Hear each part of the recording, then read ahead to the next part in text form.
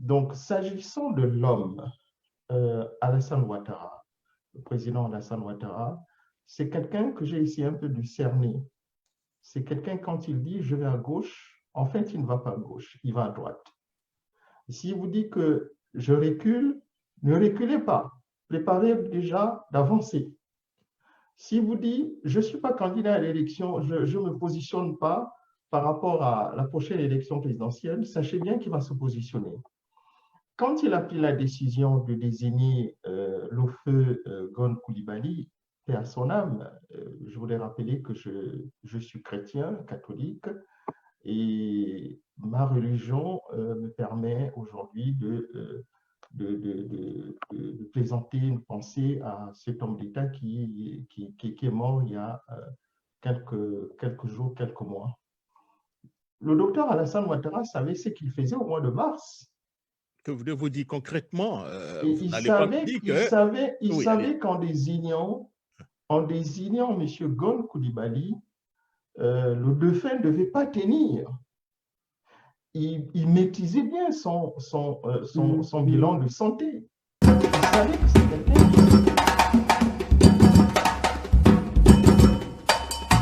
Chaque dimanche à 19h GMT, soyez branchés sur le 3xAfrique2050.com au rendez-vous médiatique dans l'émission L'heure de vérité d'Afrique 2050.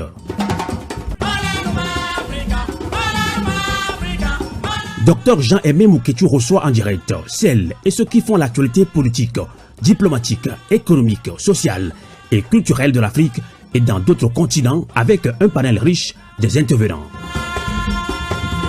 Pour nous écouter en direct, c'est le 3xAfrique2050.com. L'émission L'heure de vérité est retransmise également en direct sur les pages Facebook du docteur Jean-Aimé Mouketchou. Merci pour votre fidélité depuis plusieurs décennies.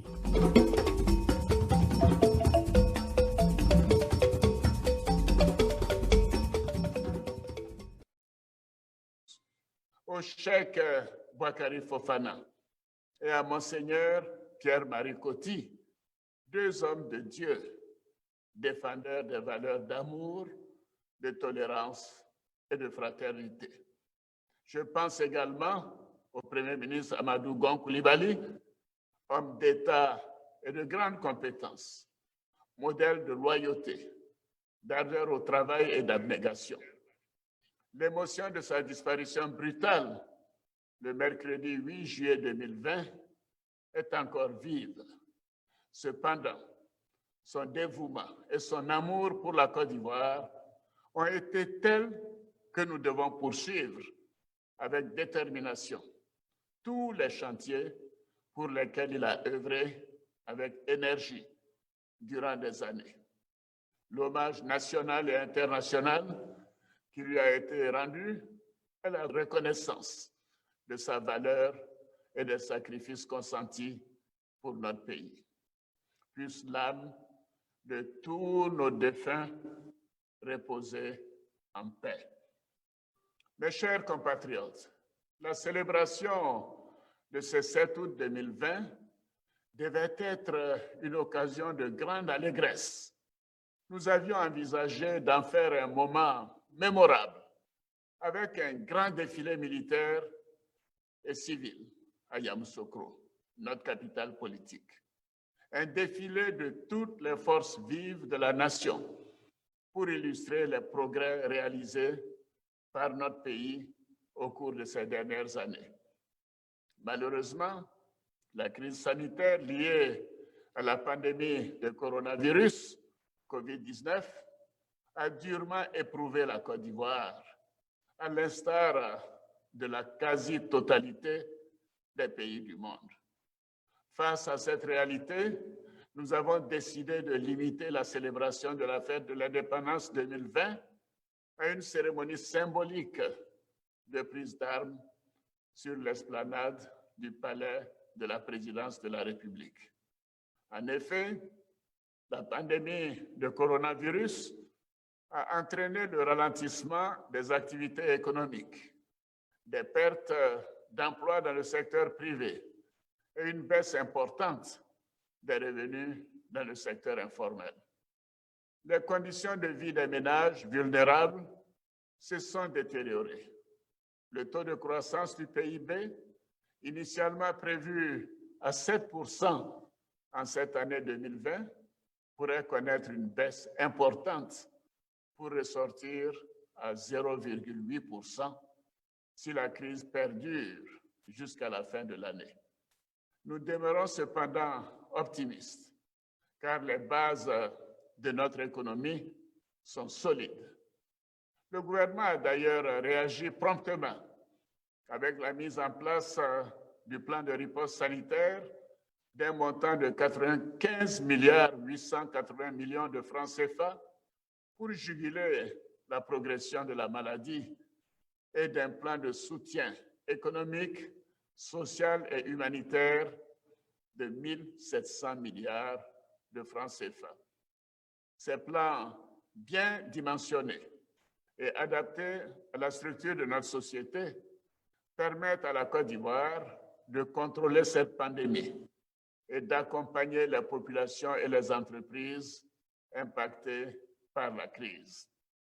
Je voudrais à nouveau remercier et féliciter tout le personnel de santé, les forces de l'ordre, les médias et toutes les bonnes volontés qui restent mobilisées pour apporter le soutien de l'État à toutes les victimes de cette pandémie.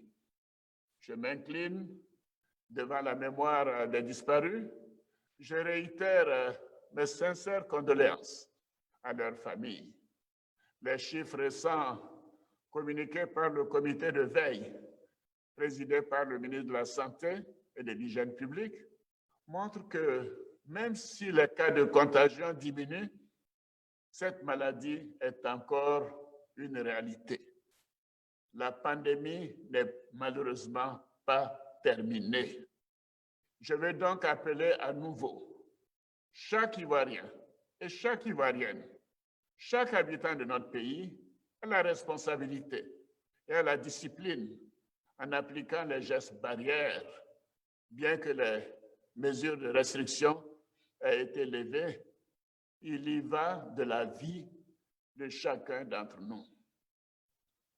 Mes chers compatriotes, chers frères, chères sœurs, je voudrais témoigner ma solidarité à tous nos compatriotes qui ont perdu des proches ou qui ont été sinistrés lors des récentes inondations et des éboulements de terrain causés par les pluies diluviennes qui se sont abattues sur le district d'Abidjan et certaines villes de l'intérieur du pays.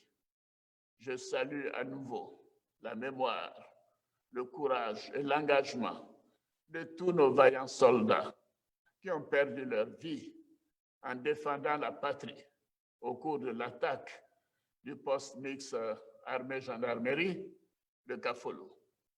Je me félicite de l'action de l'état-major général des armées et de nos forces de défense et de sécurité qui a permis d'identifier et de mettre aux arrêts les auteurs de cette attaque terroriste. Il nous faut aussi poursuivre la dynamique de transformation économique dont l'une des attentes fortes demeure l'emploi des jeunes et des femmes, ainsi que le développement social. La Côte d'Ivoire doit également se projeter dans l'avenir.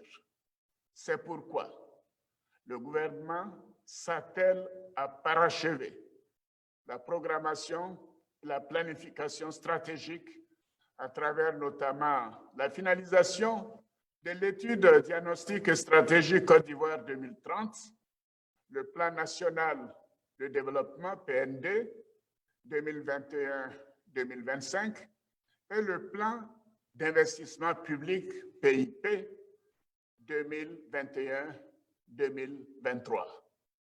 Mes chers compatriotes, il est important que ces performances puissent se maintenir pour les prochaines années dans la paix et la stabilité. Et pour la paix, nous avons amnistié la quasi-totalité des prisonniers civils de la crise post-électorale, la grande majorité de nos compatriotes réfugiés ont été rapatriés en garantissant leur sécurité et en facilitant la réintégration dans l'administration de ceux qui étaient fonctionnaires. J'ai procédé ce jeudi 6 août 2020 à la signature d'un décret accordant une grâce collective. Cette mesure de grâce bénéficiera à environ 2000 de nos concitoyens condamnés pour des infractions mineures. Mes chers compatriotes, l'un des défis majeurs de cette année 2020 est aussi l'élection présidentielle du 31 octobre 2020.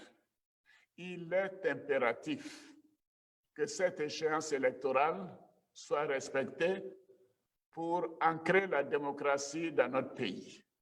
Oui, la démocratie, c'est tenir les élections aux dates inscrites dans la Constitution. Le gouvernement y travaille depuis plusieurs mois et d'importantes étapes ont déjà été franchies. Après la réforme de la Commission électorale indépendante, la révision du Code électoral et celle de la liste électorale, notre pays est résolument engagé pour des élections libres, transparentes et apaisées.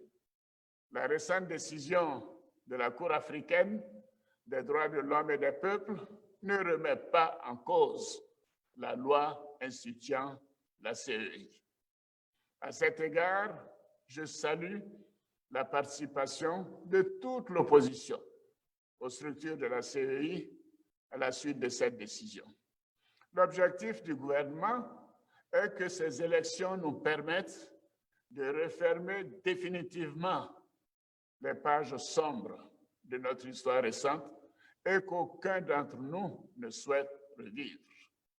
C'est pourquoi j'invite chaque formation politique, chaque candidat à également œuvrer pour atteindre cet objectif, afin que ces élections soient un grand moment de démocratie apaisée et exemplaire. Mes chers compatriotes, en ce qui me concerne, j'ai, comme vous le savez, fait part le 5 mars dernier à toute la nation devant le Parlement, réuni en congrès à Yamoussoukro, de ma volonté, bien que la nouvelle Constitution m'y autorise, de ne pas faire acte de candidature et de passer la main à une nouvelle génération. Depuis cette décision, j'avais commencé à organiser mon départ, à prendre toutes les dispositions au plan personnel et au plan politique. J'avais planifié ma vie après la présidence. J'avais entrepris de relancer les activités de mon institut et de créer la Fondation internationale Alassane Dramane Ouattara, ADO, dont les locaux sont en cours de finition. J'envisageais ainsi de mettre mon expérience en matière économique et de gouvernance au service des pays et des institutions qui le souhaiteraient.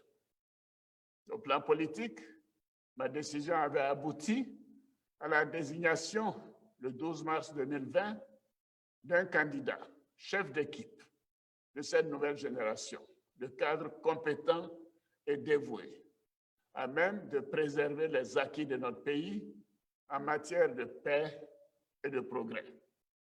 Mais comme le dit l'adage, l'homme propose, Dieu dispose.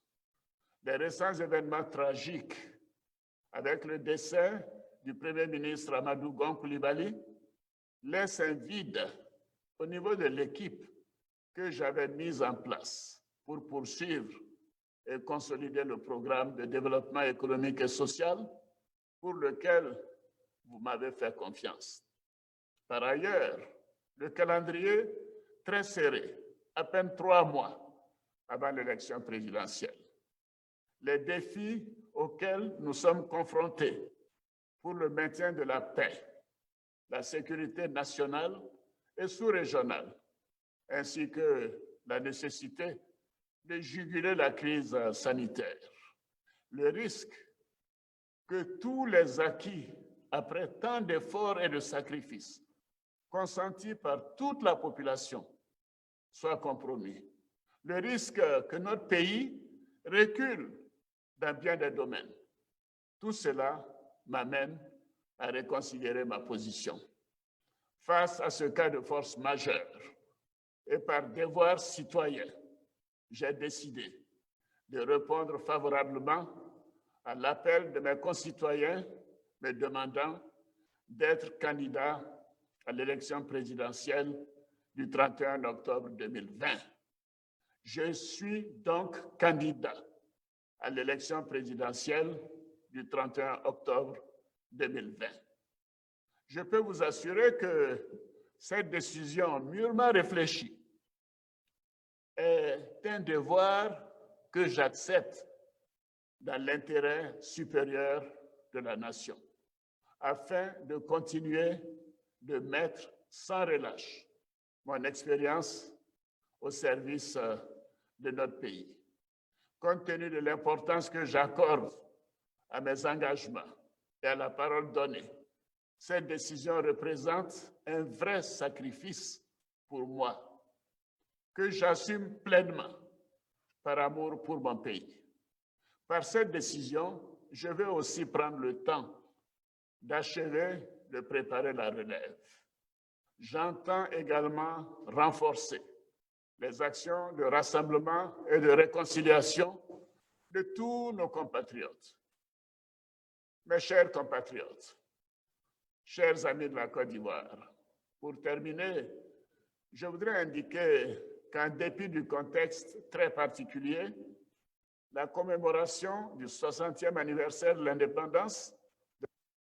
Voilà, vous êtes donc toujours à l'écoute de notre émission, voilà, Savoir, comprendre, agir, hein, une émission dirigée par Jacques Roger. Aujourd'hui, nous avons notre invité, le docteur Jean-Aimé Mouketou.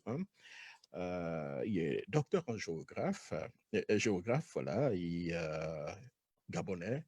Il a passé beaucoup de temps en Côte d'Ivoire et son mémoire, je pense que ça, c'était sur la Côte d'Ivoire.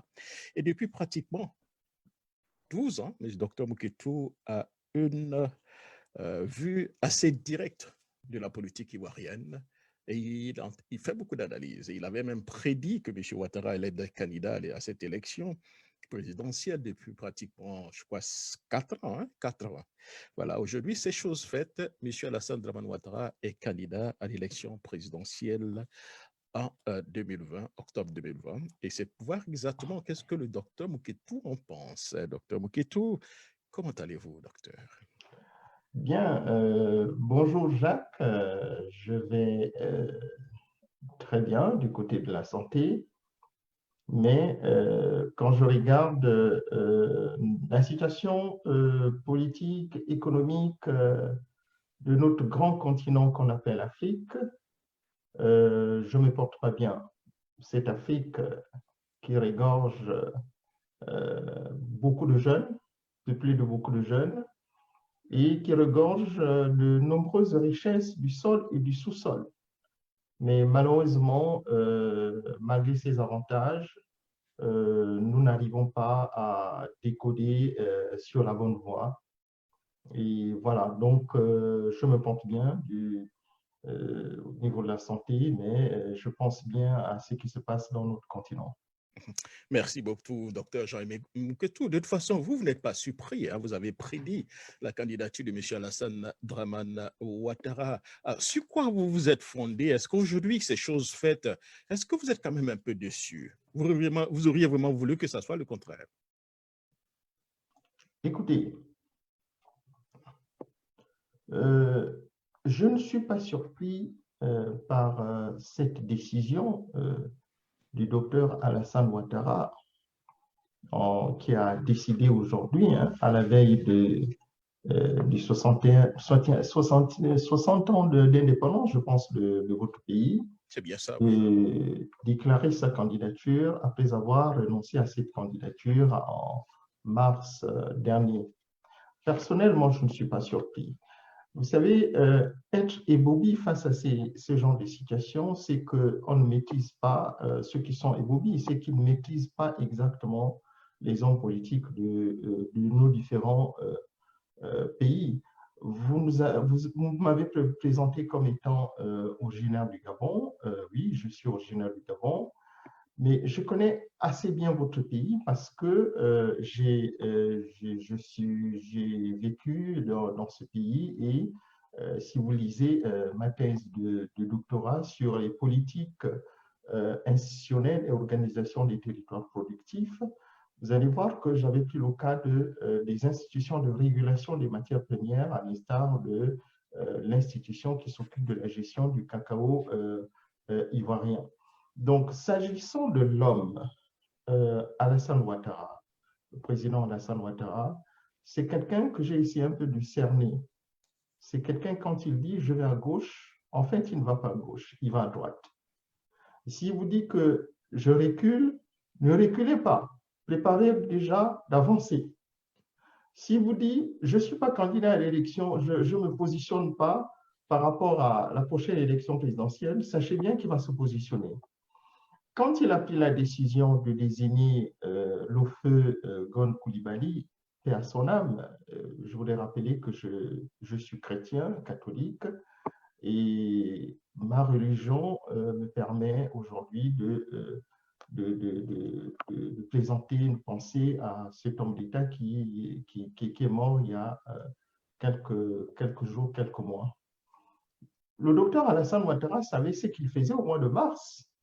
Que vous dire concrètement, vous n'allez pas me dire que... Il savait qu'en désignant M. Gon Coulibaly, le dauphin ne devait pas tenir. Il maîtrisait bien son bilan de santé. Il savait que c'est quelqu'un qui n'était pas en forme. Il savait également que dans sa formation politique, il y a des cadres, des jeunes cadres, puisque dans sa déclaration, il disait qu'il remettait le pouvoir maintenant à la nouvelle génération. Mais dans cette nouvelle génération qu'il évoquait, vous avez des jeunes qui ont une expérience politique, qui ont 40, 45, 50, 60 ans, qui sont dans sa formation politique, ces jeunes qui sont en parfaite santé, aptes de diriger la Côte d'Ivoire. Alors, la question que moi je me pose est la suivante. Pourquoi n'a-t-il pas choisi ces jeunes qui ont non seulement de l'expérience et qui se portent bien? Et il a choisi le feu Premier ministre Gon Coulibaly qui ne se portait pas bien, parce qu'il savait exactement ce qu'il faisait. Oui, mais donc, alors, je vais être très bien clair. Quand vous dites qu'il savait ce qu'il faisait, vous êtes tenté de dire qu'il savait que M. Gon Coulibaly allait partir avant les élections. Mais attendez, Jacques, je ne suis pas le premier à le dire. Même au sein de la classe politique de votre pays, la Côte d'Ivoire, moi, j'ai écouté des analyses, par exemple dans le camp de Guillaume Soro, qui disait déjà que le candidat du docteur Alassane Ouattara ne va pas tenir. Et quand il a été évacué en France, vous savez que les informations circulent dans le milieu africain, le milieu diasporique. Quelle information qui circule? Quelle information? Il y avait l'information qui circulait que ça n'allait pas très bien pour lui, pour le défunt Premier ministre. Et à cet instant, si nous étions dans des États responsables, la formation politique du docteur Alassane Ouattara aurait pu rentrer en contact avec le Premier ministre défunt qui ne se sentait pas très bien, qui a subi une grande opération, pour lui dire, ou bien négocier avec lui pour trouver un autre candidat. Peut-être aujourd'hui, il serait toujours en vie. Hein. Nous ne sommes pas Dieu. Peut-être il serait toujours en vie. Mais ils ont laissé l'affaire avancer et voilà le résultat. Et c'est exactement ce qu'il savait qui s'est produit. Et oui, sa décision aujourd'hui. Oui, mais de l'autre côté, je comprends ce que vous êtes en train de dire. Est-ce que de l'autre côté, le Premier ministre lui-même, connaissant sa situation sur le plan sanitaire, ne pouvait pas aussi renoncer et puis pour que son parti aussi présente un autre candidat, Dr Moukitou? Il est difficile pour moi de critiquer les morts. Je vous ai dit que j'ai une culture catholique. Mais oui, je peux dire que malheureusement, au sein de notre classe politique, la classe politique africaine, nous n'avons pas des hommes politiques, surtout quand il s'agit de l'Afrique subsaharienne, des hommes politiques courageux, qui acceptent de dire la vérité au peuple. Je pense que le défunt Premier ministre Koulibaly, s'il avait pris la décision, suite à ce qu'il a connu comme problème de santé, de renoncer à cette candidature, aujourd'hui, je pense que peut-être il sera en vie, peut-être le docteur Alassane Ouattara aurait pu trouver un autre candidat. Il n'aurait pas, il ne devait pas nous dire aujourd'hui en disant que c'est suite à ce décès et que c'est suite au problème de sécurisation. Quand il dit que c'est suite au problème de sécurisation, suite au problème de, si vous voulez, donc de bilan qu'il a engagé sur le plan économique et qu'il veut aujourd'hui poursuivre ce qu'il a eu à faire, ça veut dire quoi? Ça veut dire que le candidat qu'il a désigné, il n'était pas apte de faire cela. Il n'était pas apte d'assurer la sécurisation du pays. Il parle de 3 mois, les 3 mois qui restent. Mais attendez, Jacques, c'est vrai qu'il y a la Constitution qui dit qu'il faut organiser l'élection au mois d'octobre, mais constitutionnellement, vous allez me corriger, il pourrait repousser cette élection. Par exemple, en 2021, il avait la possibilité de le faire.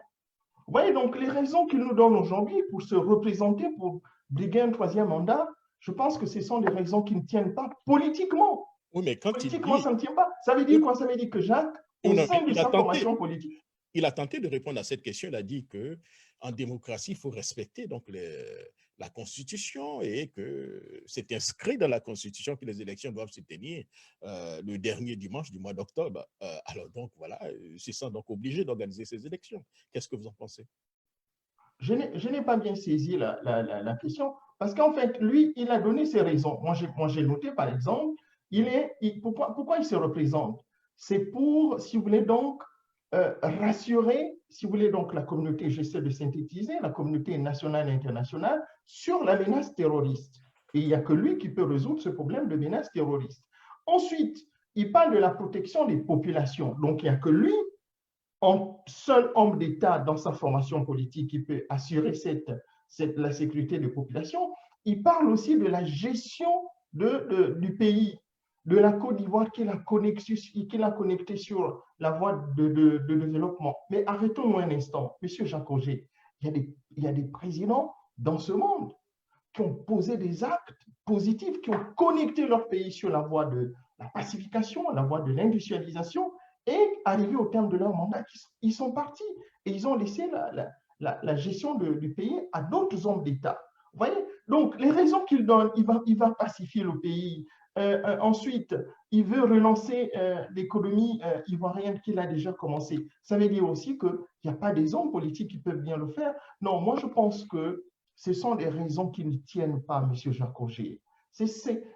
La seule raison, c'est la soif du pouvoir. Vous voyez, le maintien par tous les moyens au pouvoir. Et laissez-moi vous dire, je ne suis pas un prophète. Le docteur Alassane Ouattara, candidat, ce n'est pas pour perdre cette élection. Il fera tout, notez bien, il fera tout pour gagner cette élection par tous les moyens possibles qui se présenteront devant lui. Et puis, je vais vous dire ceci, M. Jacques Auger, tout ça pour ça, il y a 10 ans, remettez les discours du docteur Alassane Ouattara, c'était quoi? On ne veut pas que je sois président de la République parce qu'ils ne veulent pas, moi, le démocrate, pour que je vienne travailler pour le pays et pour que je vienne enraciner la démocratie. Tout ça pour ça. Regardez le nombre de morts. Ces Ivoiriens qui sont morts il y a 10 ans, 11 ans, 12 ans. Tout ça, pour retomber au point de départ, sur le point du départ. Aujourd'hui, nous sommes en train d'assister à quoi, M. Jacques Auger? Nous arrivons à la situation que nous avons connue il y a 10 ans, 11 ans. Nous allons nous retrouver avec le docteur Alassane Ouattara candidat, M. Bédié candidat, certainement le docteur Laurent Gbagbo sera candidat, et puis les autres candidats qui seront autour. Vous voyez? Mais attendez, le docteur Alassane Ouattara est arrivé à la tête de la Côte d'Ivoire, c'est pour apporter des mutations dans tous les domaines. Sur le plan économique, s'il dit il a vanté son bilan économique, mais c'est bien. même si la croissance économique ne répond pas, si vous voulez, donc à la situation des populations. Alors, moi, personnellement, je suis très déçu et je suis très inquiet pour ce pays, Jacques. Justement, il a parlé des risques énormes en disant que sa non-candidature pourrait donc entraîner donc des risques réels pour la Côte d'Ivoire. Il parle du recul de la démocratie, du recul des avancées sur le plan économique. Donc, il pense que sa candidature devient un devoir. Qu'est-ce que vous en pensez? Est-ce que là, il n'est pas en train de nous dire que c'est l'alpha et l'oméga de la Côte d'Ivoire, que sans lui, il ne peut pas avoir donc de progrès, alors qu'on sait que la Côte d'Ivoire a connu des années de développement sans M. Alassane Dramane Ouattara, docteur Jean-Aimé Mouketou. Vous savez, Jacques, le docteur Alassane Ouattara, ce n'est pas le premier président de la Côte d'Ivoire. Et il ne sera pas le dernier président de la Côte d'Ivoire. Tout ce qu'il est en train de dire ne tient pas. Je vous prends le cas de la première puissance du monde, qui était dirigée par Barack Obama. Vous savez à quel âge Barack Obama est arrivé à la tête de ce pays? Il avait à peine 48 ans, je pense. C'est ça. Barack Obama a fait son premier mandat. Le bilan était positif. Il s'est représenté comme la Constitution l'autorise. Il a fait le deuxième mandat. Quand il finit son deuxième mandat, vous avez vu sa cote de popularité? Vous avez vu la cote de popularité de M. Barack Obama? Mais constitutionnellement, là, il ne pouvait pas briguer son mandat.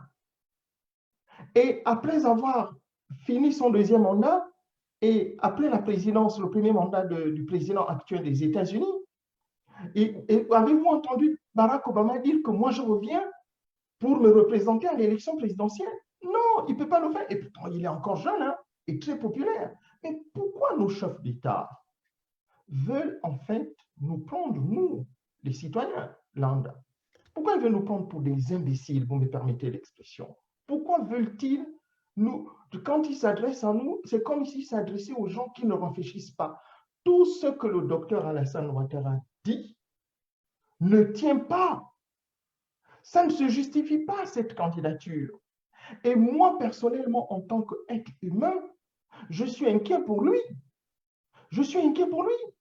À 78 ans, il a si bien dit qu'il avait déjà préparé sa retraite. Je vous assure que jusqu'au milieu de son allocution, juste quand il a parlé de son association, vous voyez, il préparait déjà sa retraite avec la création de son association qui devait s'occuper, par exemple, des problèmes des institutions, des problèmes, pourquoi pas en Afrique, des problèmes politiques, des problèmes sociaux, etc., en disant que je maintiens ma décision de ne pas me représenter. Je vous assure qu'aujourd'hui, moi, je serai le premier, comme en mars, en train de l'applaudir. Mais aujourd'hui, je suis très déçu parce que je trouve qu'il n'a pas été sage en prenant une telle décision. À 78 ans, se comporter de la sorte, je pense que ce n'est pas normal pour notre continent et ce n'est pas normal pour la Côte d'Ivoire. Et moi, je vous dirais que je suis très, très, très inquiet, Jacques, par rapport à ce qui va se passer au cours de cette élection présidentielle. Alors, je voudrais lancer, vous me permettez en fonction. Une minute, avant de parler de ce qui va se passer un peu en Côte d'Ivoire, il y a la Guinée qui est juste à côté, où M. Alpha Condé suit de très près la décision de M. Alassane Dramane Ouattara. Alors, avec sa candidature, nous sommes pratiquement sûrs que M. Alpha Condé aussi sera candidat en Guinée. Oh. Jacques, mais il faut s'attendre à quoi? C'est votre ami, c'est votre ami. Le marxiste-léniniste, le professeur Alassane Ouattara, vous pensez qu'il dira le contraire de ce que le docteur Alassane Ouattara vient de prendre comme décision? Vous parlez d'Alpha Condé, le professeur Alpha Condé, vous voulez dire? Le professeur Alpha Condé, je vais dire, vous voyez, vous pensez qu'il dira le contraire de ce que le docteur Alassane Ouattara vient de dire? Il va se représenter pour un troisième mandat. Attends-toi à cette déclaration et nous reviendrons sur Afrique 2050 pour analyser cette déclaration. Il sera candidat. Je dis bien sera, pas serait. Il sera candidat. Alors, dans ces conditions, il y a encore un autre débat par rapport à l'éligibilité de M. Alassane Dramane Ouattara, selon des experts, et lui-même, ces experts qui ont contribué à l'élaboration de la Constitution, étaient clairs que ne permettait pas à M. Alassane Dramane Ouattara d'être candidat. mais lui dit que cette constitution lui en donne encore le droit. Docteur Mouketou, est-ce que nous ne sommes pas partis à un affaire de bis repetita, revivre encore ce que nous avons vécu, ou bien le pire que nous n'avons pas, que nous avons frôlé en 2010, docteur Mouketou? Vous savez, Jacques, il y a 48 heures, j'étais sur Afrique 2050. Il y avait une grande émission qui était animée par de vos compatriotes. Je disais déjà que le parti du docteur Alassane Ouattara a déjà un projet de gérer la Côte d'Ivoire sur 10, 15, 20 ans encore. Il a parlé de 2030 même d'ailleurs, hein? Voilà. Je vous assure que ils ont un projet, je vous l'ai dit, il y a 48 heures. C'est-à-dire que même s'ils ne se représentaient pas aujourd'hui, ils savent que dans 10, 15, 20 ans, ils seront toujours à la tête de la Côte d'Ivoire. Ils ont un projet. Ces gens qui sont arrivés à la tête de la Côte d'Ivoire, ce n'est pas pour s'amuser. Comme nous avons vu des hommes politiques à la tête de ce pays, après le décès du président Félix Houphouët-Boigny, qui sont arrivés à la tête du pays en train de s'amuser. Le docteur Alassane Ouattara n'est pas arrivé pour s'amuser. Le docteur Alassane Ouattara est arrivé pour se maintenir au pouvoir. Et laissez-moi vous dire qu'il fera tout pour mourir au pouvoir. Notez bien qu'il fera tout pour mourir au pouvoir. Que vous modifiez ou pas la Constitution, il restera au pouvoir par tous les moyens. Et je ne suis pas Dieu, je ne suis pas le Seigneur, Jésus. Mais sachez bien que le mois d'octobre risquerait d'être un mois de tension encore en Côte d'Ivoire. Quand vous dites un mois de tension, vous êtes en train de parler de soulèvement donc de la population, peut-être, c'est bien ça? Jacques, suivez mon regard. Je suis votre Le docteur Alassane Ouattara pourrait subir, je ne le souhaite pas, ce que Compaoré a subi en Côte d'Ivoire. Parce que le peuple ivoirien, c'est un peuple déterminé. Ce peuple, nous l'avons vu, même face à la puissance militaire française, ce peuple était au fond. Sans cette intervention française, le docteur Alassane Ouattara ne serait pas au pouvoir. Il ne serait pas au pouvoir aujourd'hui. Donc, moi, j'ai bien peur. À la place du docteur Alassane Ouattara, j'ai beaucoup peur. Parce que je sais comment… Vous ne pensez pas qu'il a déjà calculé, mesuré tout ça? Il a reçu déjà les généraux de l'armée, les comzones et tout ça. Vous ne pensez pas qu'il a déjà préparé un peu tout ça? En homme d'État, il a déjà préparé tout ça. Mais attention, le docteur Alassane Ouattara ne maîtrise pas l'armée ivoirienne. Il maîtrise ces gens qui l'ont amené au pouvoir, les comzones, je ne sais pas comment vous les appelez. Vous voyez? Tous ces rebelles qui ont intégré l'armée, il les maîtrise. Les comzones, ouais, c'est ça. Voilà. Mais les militaires professionnels, vous avez vu ce qui s'est passé durant ces 2 mandats, les différents soulèvements au sein de l'armée, ils ne maîtrisent pas l'armée ivoirienne. Et la situation de la communauté internationale n'est pas la même comme celle qu'il a connue il y a 10 ans, 11 ans.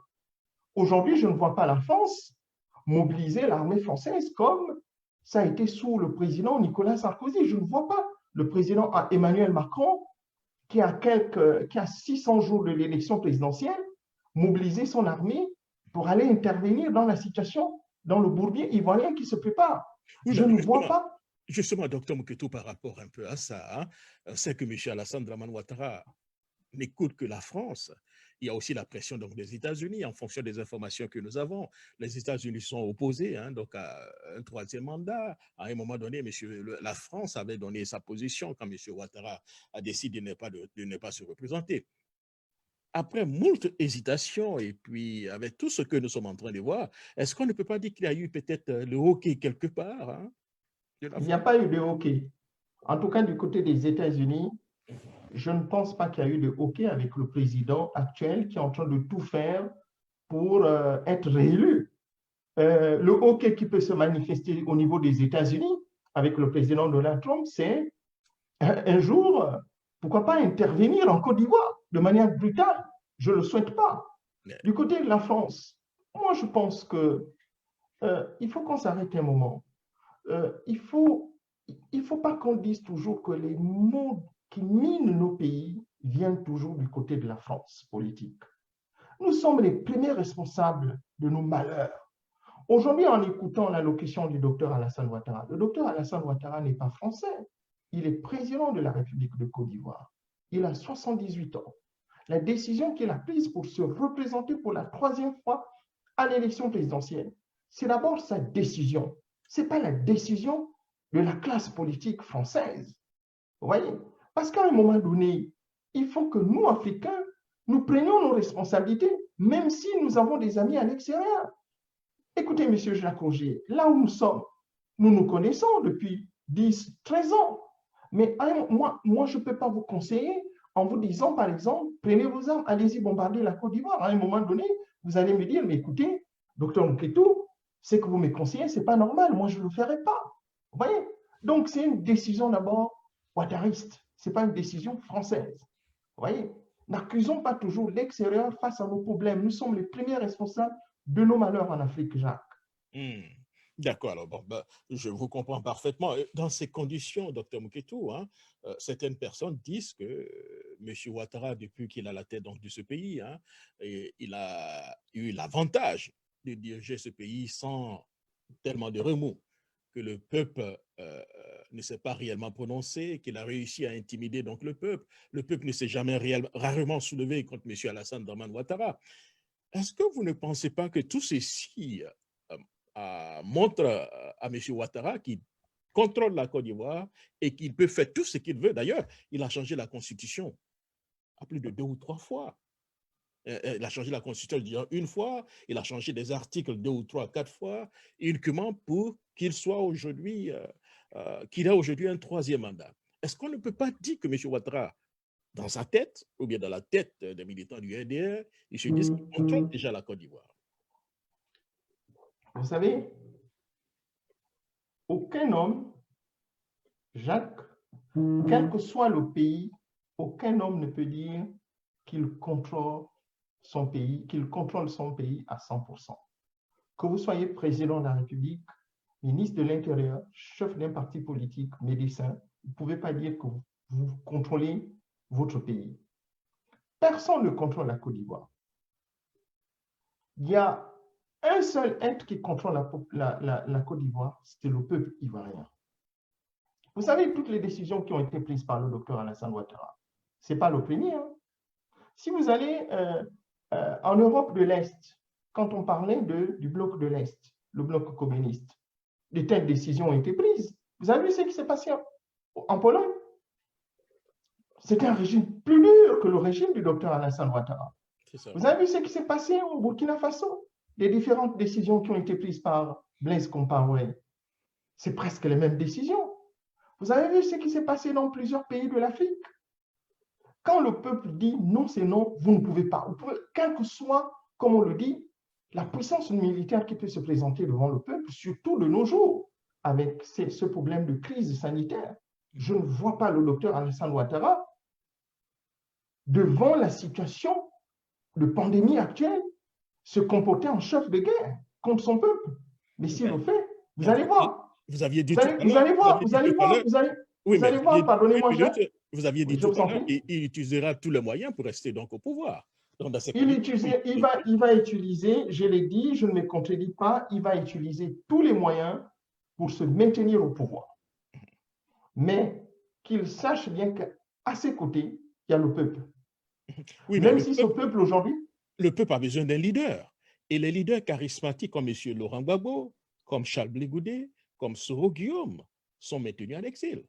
Alors, qui sera donc le leader au niveau de la Côte d'Ivoire pour organiser un refus, si vous voulez, à ce viol de la Constitution?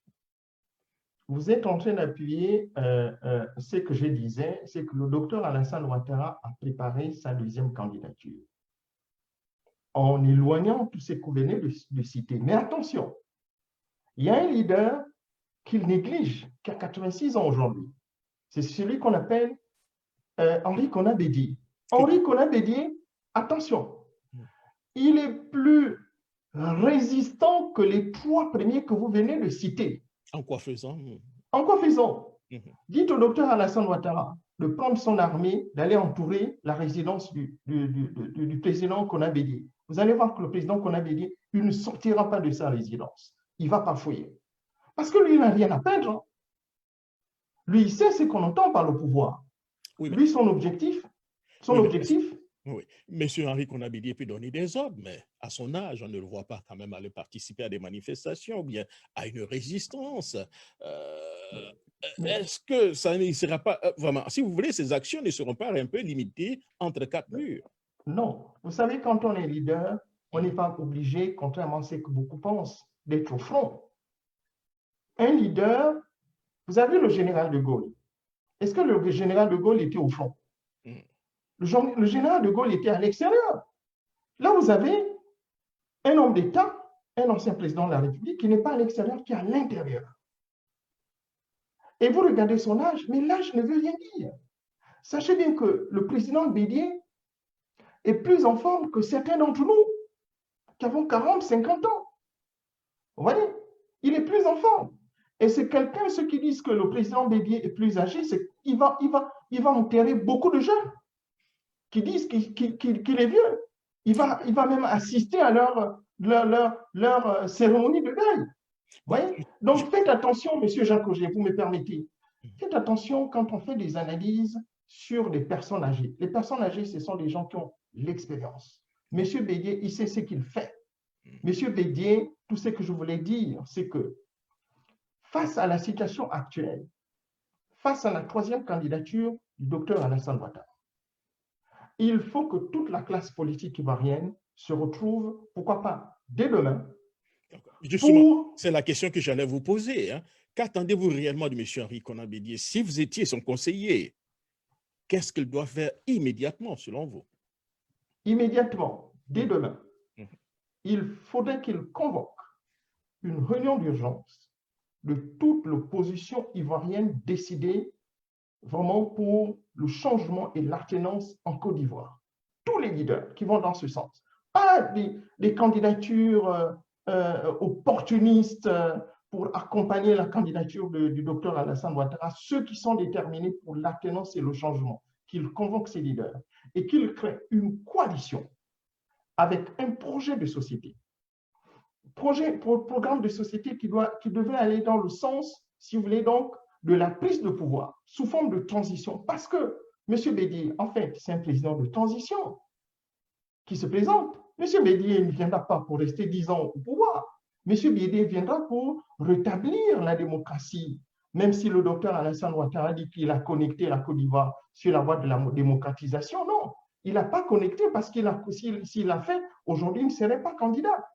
Donc, moi, je suis pour que le président Bédié convoque cette réunion et qu'il montre à la communauté nationale et internationale qu'il y a une coalition déterminée pour affronter de manière démocratique, pacifique, le docteur Alassane Ouattara. Oui, mais quand vous parlez de démocratie, et c'est ce que le peuple attend. Oui, pacifique. Comment on peut organiser une résistance aujourd'hui face à quelqu'un, comme vous aviez dit tout à l'heure, qui est prêt à tout pour se maintenir au pouvoir? Une résistance pacifique, comment on peut le faire? Vous savez, Jacques, ni toi, ni le président Bédié, ni les responsables syndicaux, ni je ne sais pas quel intellectuel journaliste ne peut venir dire sur une radio aussi responsable, une radio aussi écoutée comme Afrique 2050, en disant aux Ivoiriens le contraire de ce que nous sommes en train de dire. Ce n'est pas possible. Moi, je suis un pacifiste, je ne peux qu'aller dans ce sens, conseiller le président Bédié, mais attention, vous pouvez dire au peuple, faites ça de manière pacifique, mais le peuple peut faire le contraire. Et c'est ce que malheureusement beaucoup d'hommes politiques ignorent, oublient parfois. Alors, l'autre problème, il y a certaines personnes qui vous diront, mais écoutez, la Côte d'Ivoire est un état de droit, il faut laisser donc la Cour constitutionnelle trancher. D'aucuns vous diront que tous les éléments de la Cour constitutionnelle ont été nommés par M. Alassane Dramane Ouattara, qui ne voit pas comment un membre de la Cour constitutionnelle va s'opposer à la candidature de M. Alassane Dramane Ouattara. Qu'est-ce que vous en pensez?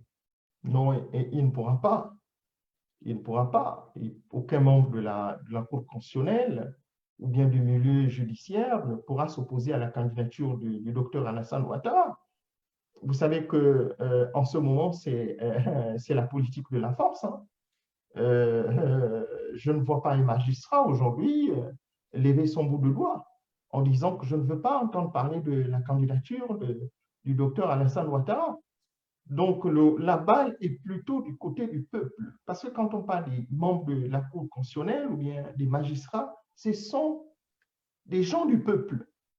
La balle est du côté du peuple. Il faut s'adresser au peuple maintenant. C'est pourquoi je disais que c'est le rôle que le président Bédié doit maintenant jouer dès maintenant. Et je voudrais dire ceci, que le président Laurent Gbagbo, que le président, l'ancien président de l'Assemblée nationale, Guillaume Soro, oui. et M. Charles Blé Goudé, et les autres qui sont à l'extérieur, qu'ils rentrent en contact avec le président Bédié pour qu'il mette en place à l'extérieur et à l'intérieur cette coalition. Vous voyez la présence, par exemple, du président Laurent Gbagbo à l'extérieur. Mais le président Laurent Gbagbo à l'extérieur, puisqu'on refuse de lui donner son passeport ordinaire ou diplomatique, il peut organiser la résistance depuis l'extérieur, comme le général de Gaulle. Charles Blé Goudé, il peut le faire. Guillaume Soro peut également le faire.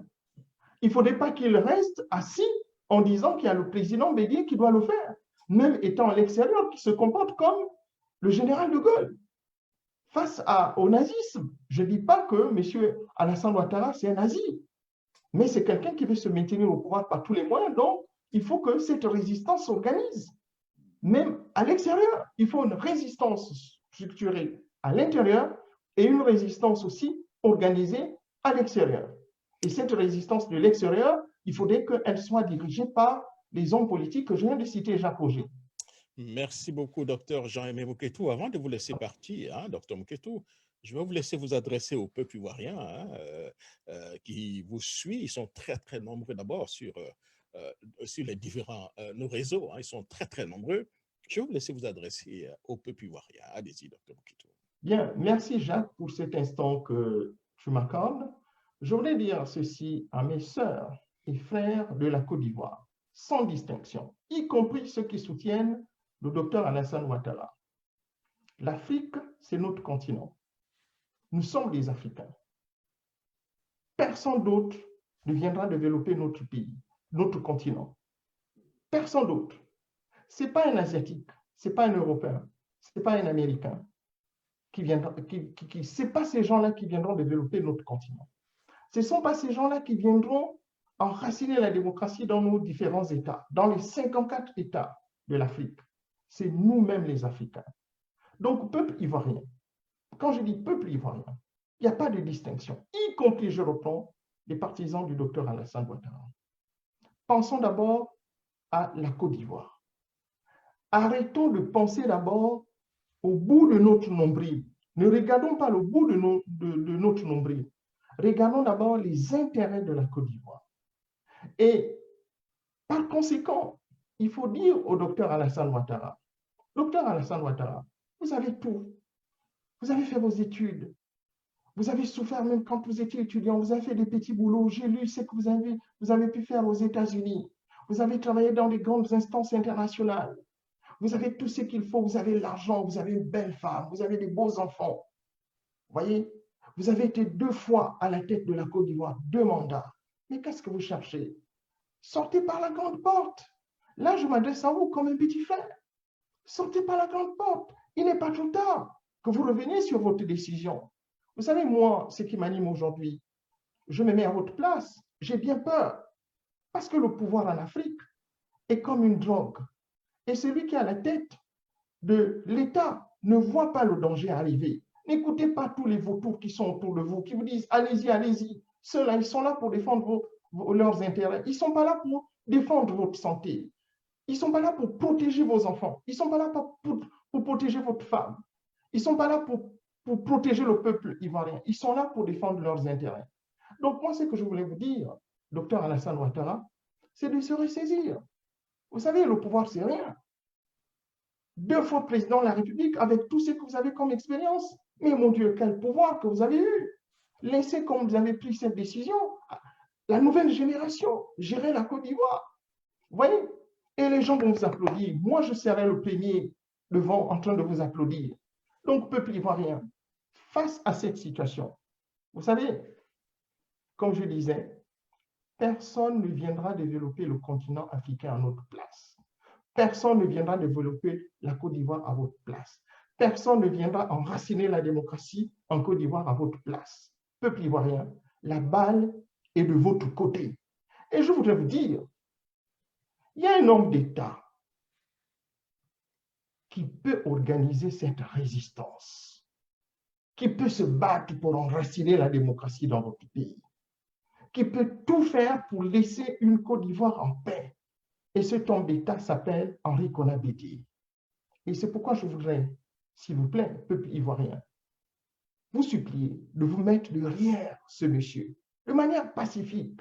Mais mobilisez-vous dans tous les coins de la Côte d'Ivoire, derrière ce monsieur. Ne suivez pas les hommes politiques qui viendront vous dire qu'ils sont jeunes, c'est eux qui doivent diriger la Côte d'Ivoire. Sachez bien que même au sein de cette génération, vous avez des hommes d'État qui sont plus pourris que le docteur Alassane Ouattara. Voyez? Donc, mobilisez-vous pour que l'alternance et le changement s'imposent dans votre pays et que la Côte d'Ivoire vive dans la paix. Et aujourd'hui, pour ce qui me concerne, il faut organiser la réconciliation. Il faut organiser la réconciliation autour de tous les enfants de la Côte d'Ivoire. Pensez d'abord à l'enfant Côte d'Ivoire. Merci Jacques. Merci beaucoup, docteur Jean-Aimé Mouketou, et surtout portez-vous bien. Avant de nous séparer, je vais vous lire un peu la contribution du journaliste Serge Billet. Voilà ce qu'il dit. Il y a un homme qui n'a pas de parole, ne mérite pas le respect. Un président qui n'a pas de parole et qui viole la constitution de son pays mérite encore moins le respect.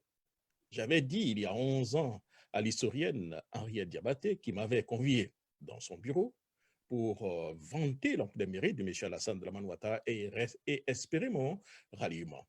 Et j'ai été clair que cet homme n'est pas un démocrate. Alors, je vais vous laisser donc méditer. Merci beaucoup, Dr Jean-Aimé Mouketou. C'est moi qui vous remercie, Jacques. Et surtout, portez-vous bien. Au revoir. Merci, à très bientôt. Voilà.